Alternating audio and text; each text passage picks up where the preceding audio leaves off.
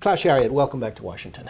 It's a great pleasure to be here, Jack. Former ambassador, a good friend of AICGS, and someone who has now continued to work in transatlantic relationships, now with the McCarter Foundation. Good to have you with us. Everybody's talking about something that is, in effect, something you've been around the corner on with regard to trade initiatives and transatlantic trade agreements and efforts to put together a better and more synergistic relationship across the Atlantic. Now we're calling it the Comprehensive Trade and Investment Initiative. It comes with many names. I guess what I want to talk to you about is, even though the President laid it out in his State of the Union address, and Barroso has talked about it, and the highest levels of government on both sides of the Atlantic, everybody's saying, right, we're going to do this. Can we do this? Because we've had so many other runs at this problem, and TABD has been around for a long time. Doha is kind of sitting there in a dormant station. What's going to make this time different with this particular effort? My short answer is yes, we can, Jack. And my longer answer is it is absolutely key, and I think we have found exactly the right moment to begin this initiative. Why is it? Because we have in the United States and in the EU relatively troubled times in economic terms. So there is a huge opportunity to create jobs on both sides of the Atlantic if we would get to such an agreement. And it's by purpose, it's called a comprehensive agreement, because it should not only include trade. Actually, trade is not really the key issue. The key issues are investment, and then also common standards, common norms.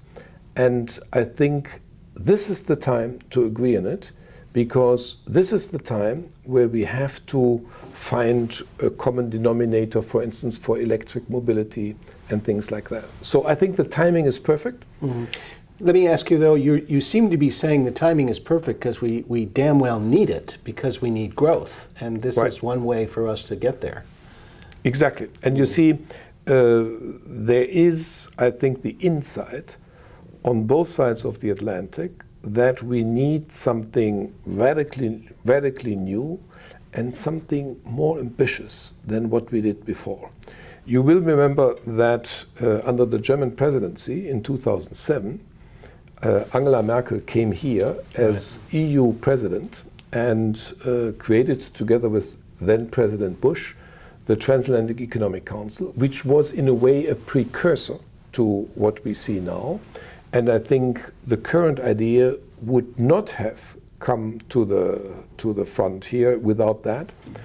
But unfortunately, we got bogged down in details and minor things. And a big worldwide recession. In a big, huge recession. Yeah. And therefore, I think we could not be as ambitious as we had intended to be. In 2007, we were quite optimistic, and that this initiative, which really was presented here by the Chancellor, that this could really bear fruit. Now, I think the times are different. The times are different because nowadays people see there's an opportunity. And they also see we need a new, ambitious, I would actually say a strategic thing, a strategic step forward.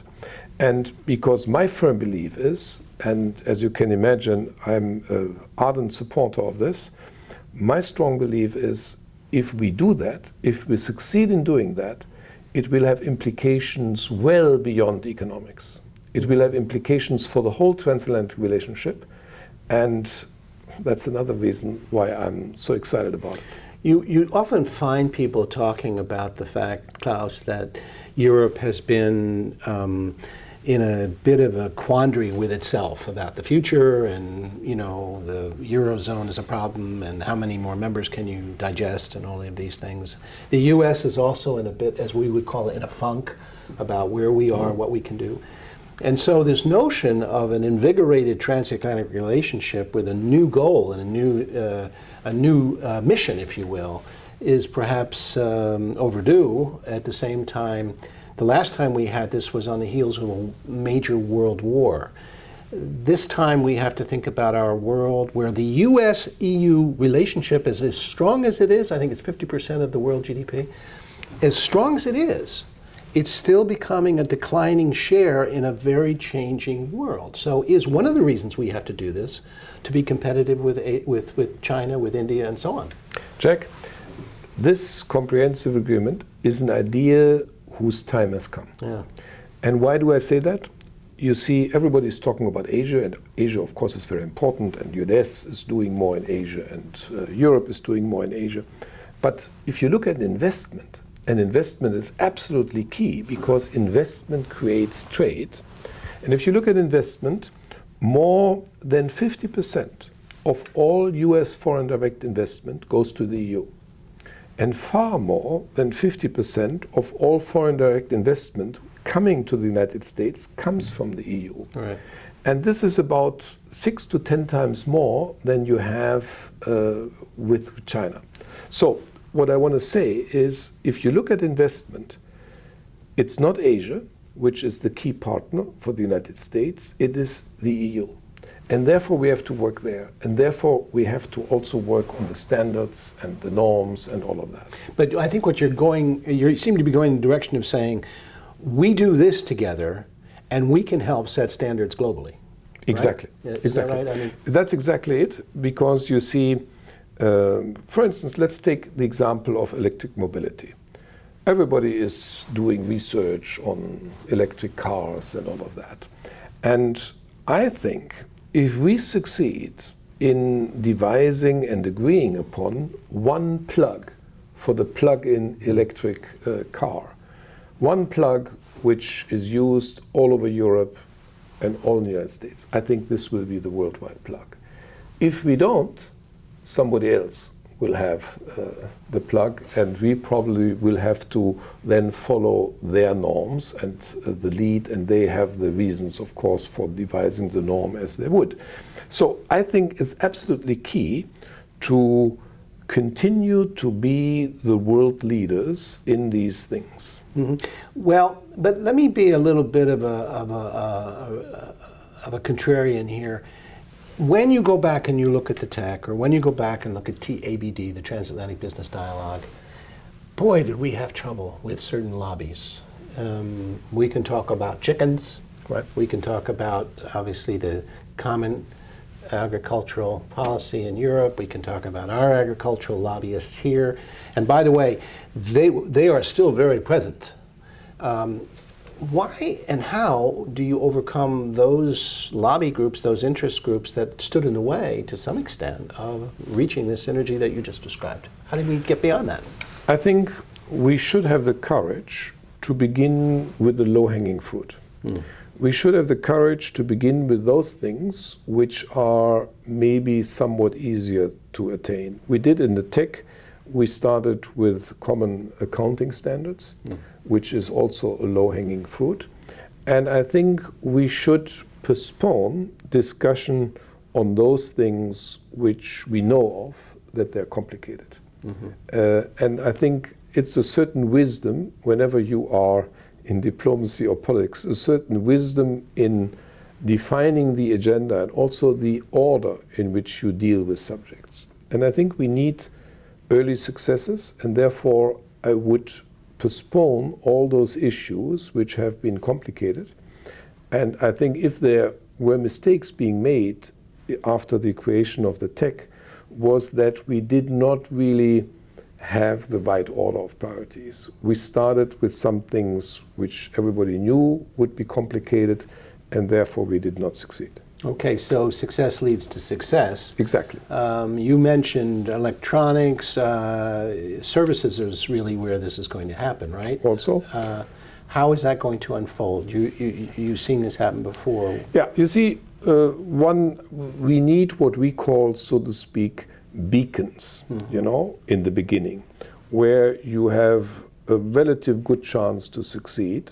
And of course, there are always two possibilities. One possibility, as far as now I'm talking about the norms and the standards as the first thing to do, there are two possibilities. Either you agree on a common new norm, a common new standard, let's say in automobile safety. That's one possibility. The other possibility would be to accept the norms, or let's say the tests of the other side. That means whenever a product is tested in the EU, the US would accept it, and whenever there's a product tested successfully in the US, the EU would accept that. Right. Because really, I mean, let's face it, the tests on pharmaceuticals, on cars, they're so similar. Yeah. They're so similar. And to really demand that you do both, it's really an added burden and a totally unnecessary burden for industry that I think we should get away with as quickly as possible. I think you're right. I mean, I do think that there still remains, you know, some, how shall I call them, cultural differences. Think about the concept of the so-called genetically modified organisms. That still is a different world, if you will, in Europe than it is here. I gather that we will have to do this over a longer period of time. Am I right about this? I mean, we're not talking about walking through a glass door in 2014 here. This is going to be a while, right, this process? Yes, it will be a while, but once again, I would argue for starting with the low-hanging fruit. Yeah. Let's do the complicated stuff, like you mentioned, the GMO stuff. Let's do that later. Okay. And let's not start with that, because it's so easy to get bogged down in things which really are not important. What is important is norms and standards, and as I said, there are many low-hanging fruit around there.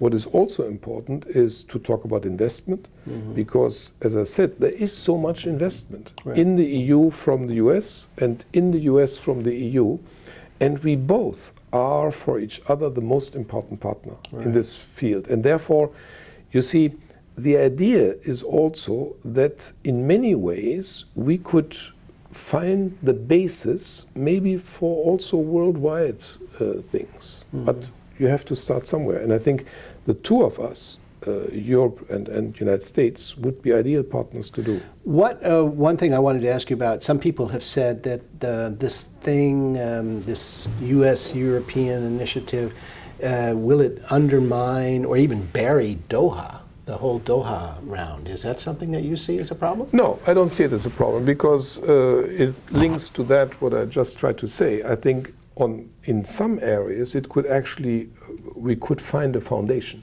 on which others could also agree. I don't think it will undermine it, and I believe that we find things where this could lead to actually a wider agreement. Okay, so it can be synergistic.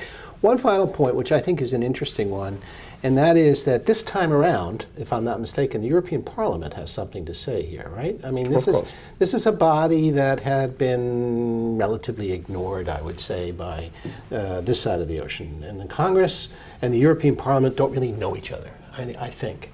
But there's going to be a voice there, given the new treaties, given what's going on in the EU system. And I think that that can be an opportunity. It can also be a problem if we don't get those two bodies to talk to each other. Have any thoughts about that? I think we are absolutely right, Jack, that in the future, your Congress, our European Parliament will play a huge role there. But you can be assured that on both sides, people are already talking, talking here to members of the US Congress, talking in Europe to members of the European Parliament, because their agreement is absolutely essential. But I don't really foresee real difficulties there, because the benefits are so obvious. We could really create a huge amount of jobs on both sides. We could create, some people have said the benefits would be 500 billion. Now, I don't want to dare to say, put any numbers to that. I think that's premature. But I think we can be absolutely sure that this would be extremely beneficial on both sides of the Atlantic.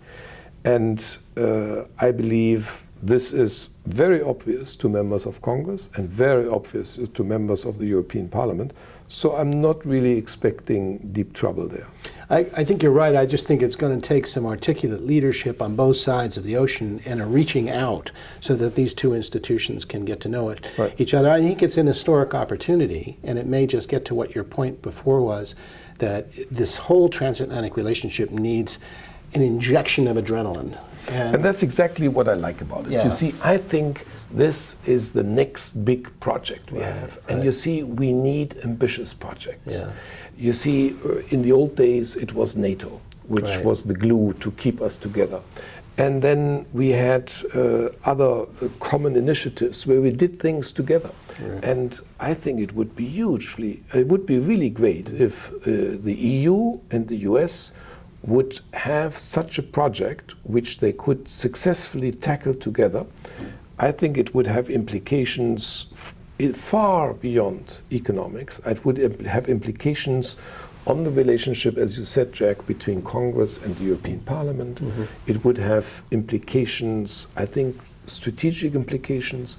It would have implications for countries like Turkey or Russia. And you see, so the ripple effect would be large. Would be huge. Yeah. Would be huge. Yeah. And therefore, I think it would be a tremendous mistake to underestimate the chances and the opportunities which are in such a project. It's interesting when you think about the fact that we now discuss in the transatlantic EU-US community, I think we're 800 million plus, right? 500 on your side, 300 on our side. Now, if you add into that a lot of other countries that can benefit from this, then you're talking well over 1 billion, and we've got something going. Exactly, because I think if we succeed, this will be like a magnet. It will be a magnet for others. And this is also, I think, attractive about the idea that this would be a new, ambitious project which could be extremely attractive for others. Could be contagious. Contagious. Yeah, I'm, as you speak, though, when I'm thinking about this, I'm reminded of Winston Churchill, meaning that we have been working with each other now for, 5-6 decades across the Atlantic, and you know what Churchill used to say about the United States? We always do the right thing after we've tried everything else first. Absolutely right. So maybe we're trying something new and we'll get to where we need to go. I'm convinced we will. Good. Thank you for coming. Thank you, Jack.